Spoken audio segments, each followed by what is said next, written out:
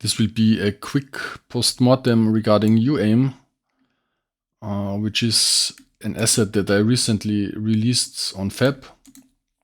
And the post-mortem will be about how well or how bad it did in the first days of launch. And we are going to compare it to iStep, which is another asset, that I had released some time ago on the Unity Asset Store, which did pretty well. And yeah, we are going to go through why this asset completely failed. And this asset was a big success, even though quality-wise both have super high quality standards. But before we start, just a quick reminder for the people that don't know it. iStep is a food placement solution for Unity, and it solves a very specific or very particular problem, and it solves it very, very good. And that basically explains what iStep is and what it does very quickly. And in regard to UAIM, I mean, I have a video here as well that I could show you, but maybe let's go into Unreal to better explain it, what it is about, because if we go into the demo, we see a lot of going on here, a lot of shooting. And here it says I can switch targets, and I can do that if I press a button. I get a lock on this target, and with the mouse, by moving it, I can change my target. There's also another mode, this one, which is offsetted, that can be very useful in action-based games. And this is how you can use UAIM on a character controller for this feature. And everything else, like the action that you see here, and the turret system that aims at me and shoots at me, it's also using UAIM, but it is using it differently. So what exactly is UAIM to begin with? Because this is the biggest problem. So in why iStep, let's go back to the page. Why iStep did so well was because it was self-explanatory. It is very easy to understand what it does. And there's even a WebGL demo that you can try out here, which makes it very, very easy to fully understand the context of what you are getting. And you don't have to download anything and all. And here you have to download the demo. There's a demo, but you have to download it because I don't have WebGL support in Unreal. I mean, I don't know if there is WebGL support for Unreal 5. No idea about that. I did not have this option, so there's just no WebGL support. And with all these images and with this description, it's pretty difficult, I think, to understand what it actually does. So if we reduce UAIM to a very specific thing, and if you look at the character controller, for example, where we had this lock-on feature, UAIM in its core is a component which is written in C++. It's this UAIM lock-on component, and it does a lot of things, or it can do a lot of things. And that's the core of UAIM. And on top of this core, there is all this other functionality built on top of it, like for the turret system and for the player controller. So for the player controller itself, let's have a look at some of the blueprint code, because most people are going to use UAIM anyway on blueprint level. It has everything that is being forwarded to blueprint is also available in C++, obviously, all the interfaces and everything, all the functions. But anyway, so here we have the component that has been dragged here, just some code. This is an action, this is a button press.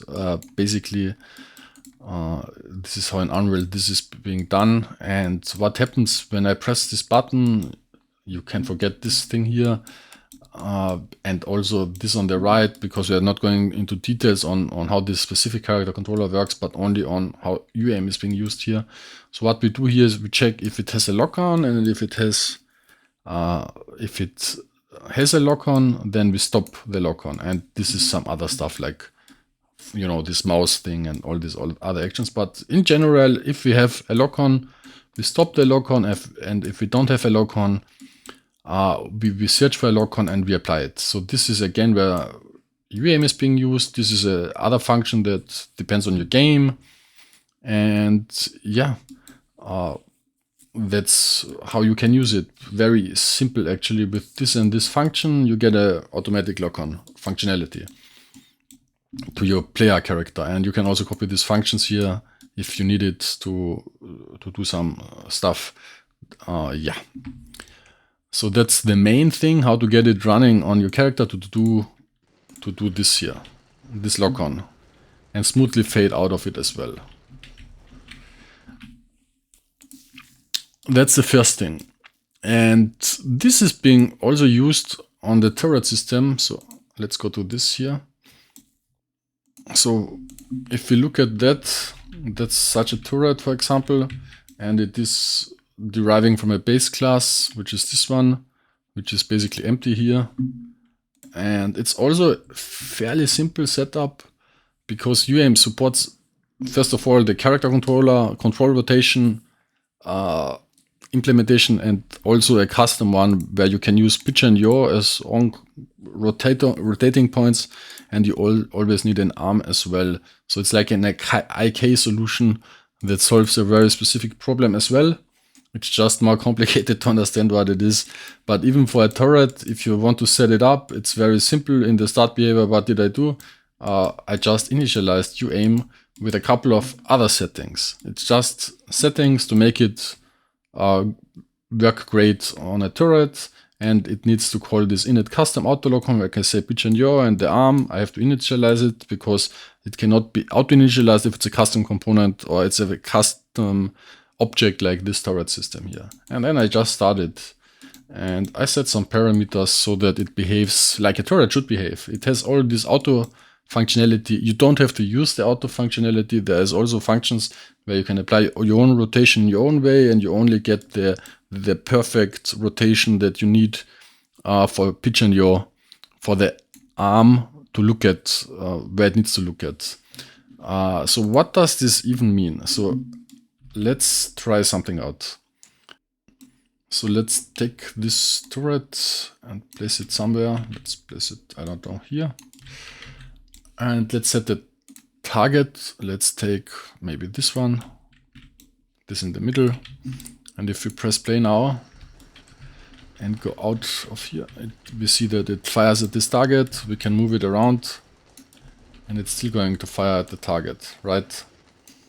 And if we pause, the thing that UAM solves, I have to reselect it, is like, for example, if I take the pitch and if I move it here and here, so it's like here we have the yaw where it rotates in yaw, and here we have the pitch where it rotates in pitch.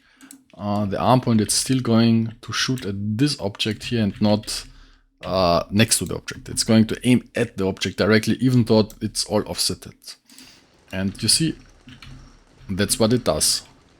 So this system is very stable. It's very solid in this regard.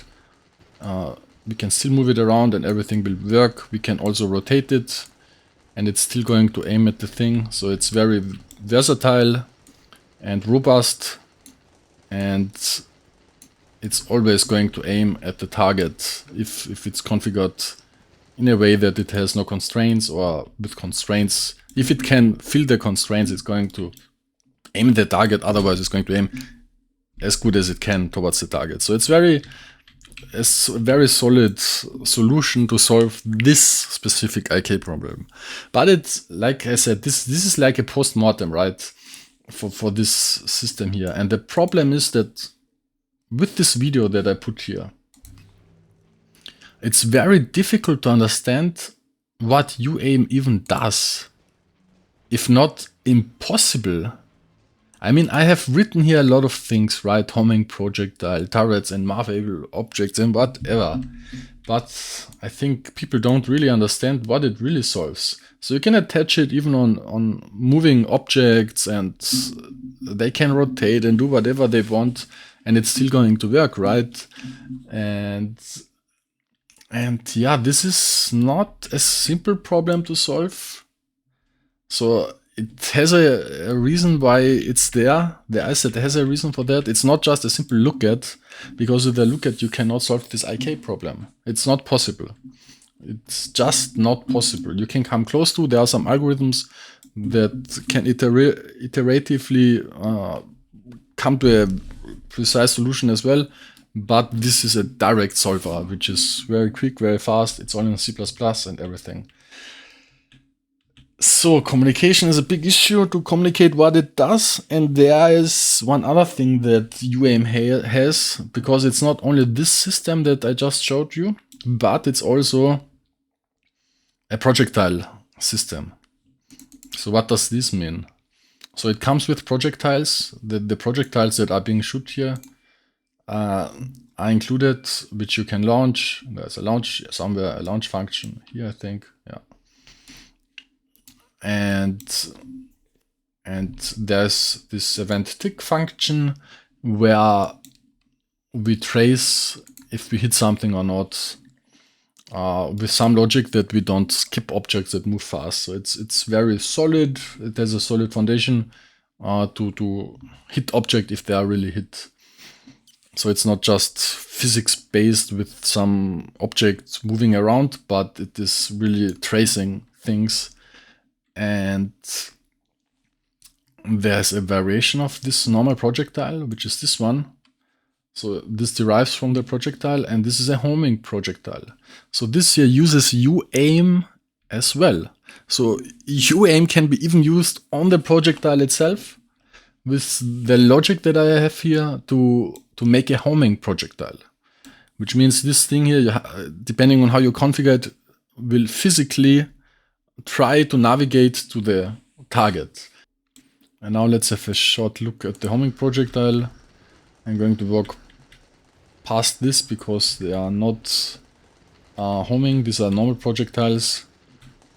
But here we have the homing projectile. And I have to move a little bit more away to see that it's homing.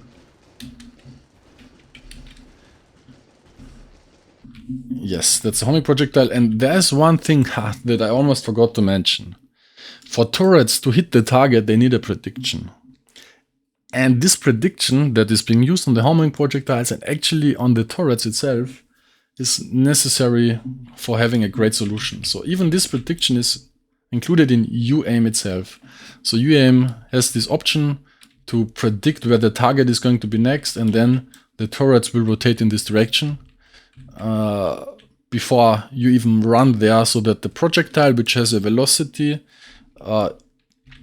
hits you during its movement, right? Because it needs some time until it reaches the player, and depending on the velocity, the time is different, and so that it can hit you, it has to predict your next position if you move.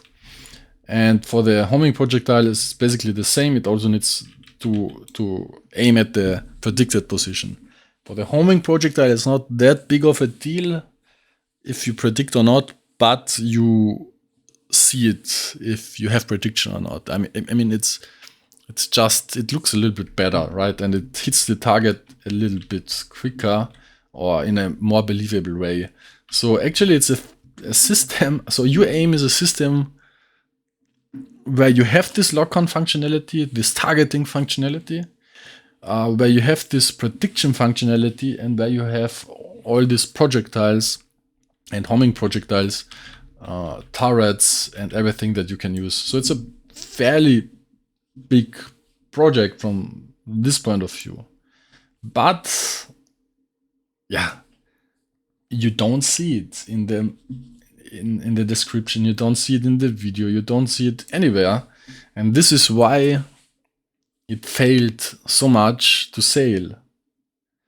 So it has no sale at all. This is not a joke, it has no sales. In contrast, iStep has lots, really lots of sales. It's a very popular product. And the biggest reason why it is like that is because iStep is self-explanatory. It's very specific. It's very easy to understand. And it's easy to market. And this product here is very, very, very difficult to market. Difficult to explain. I mean, just look at how long I needed to explain to you what it contains, right? So it is kind of an issue, and this is probably the main reason why it failed so much, but it's not the only reason. So there are some other reasons as well. If we look at iStep, on the Unity asset store, when this asset got released, it had a release sale.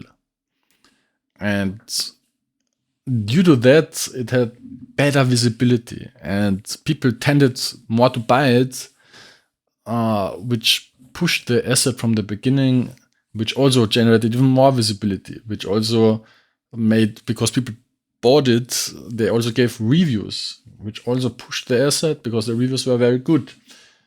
And overall, the visibility on the Unity asset store is just so much better.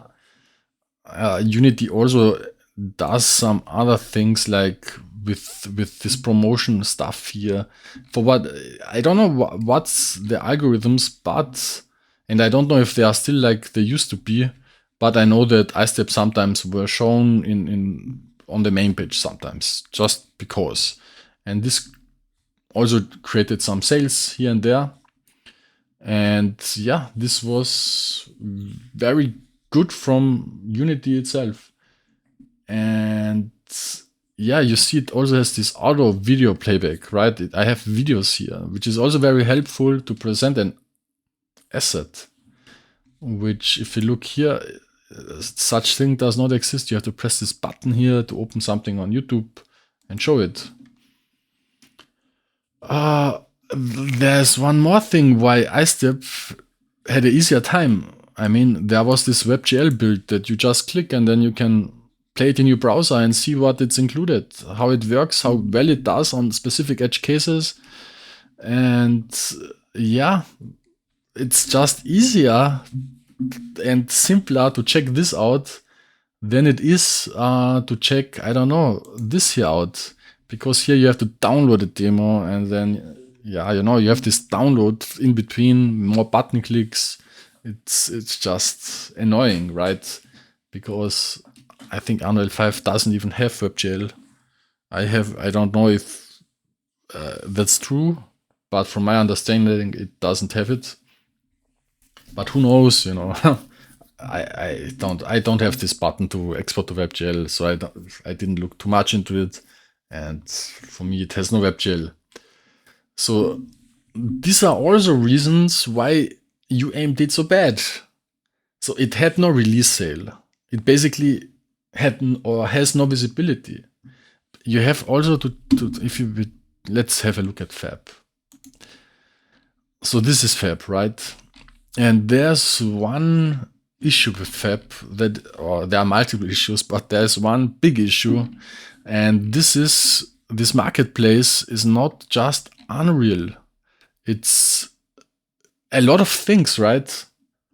Mixed together. So this makes visibility very difficult. So if you look at 3D models, for example, look at what you get here. You get all this Sketchfab stuff that is a problem because it hides your own visibility of your own asset.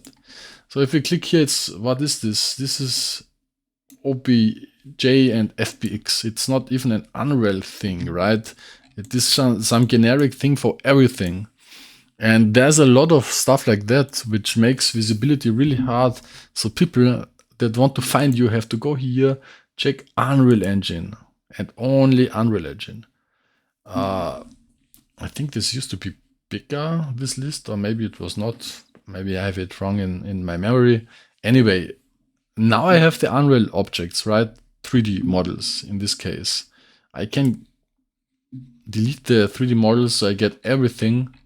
Oops, now I have the full list. So this is why I had it differently in memory. Now I can set only Unreal Engine and then I get this here.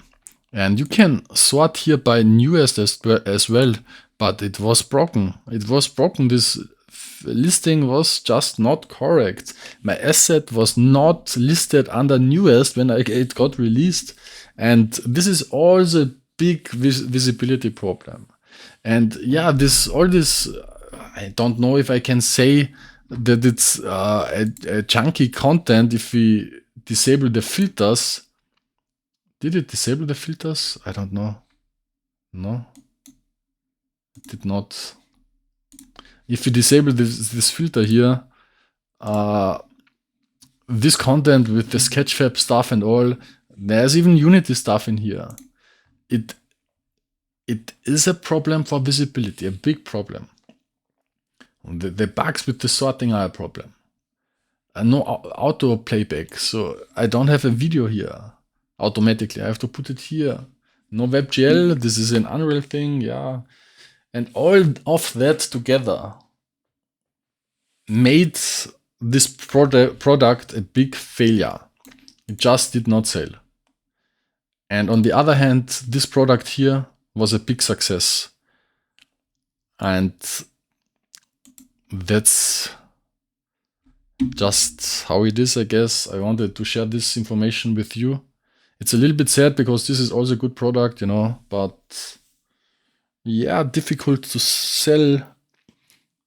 My video is not very explanatory. Maybe I need to make a different video where I explain what this thing even does or what it is. Because right now people seems to not understand what is being sold here. And this is most likely, independent of all these FAB issues, most likely the main reason why it failed so much. So yeah, I hope this information gave you some insights.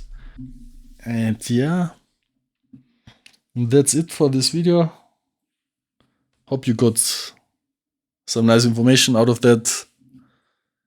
And see you next time.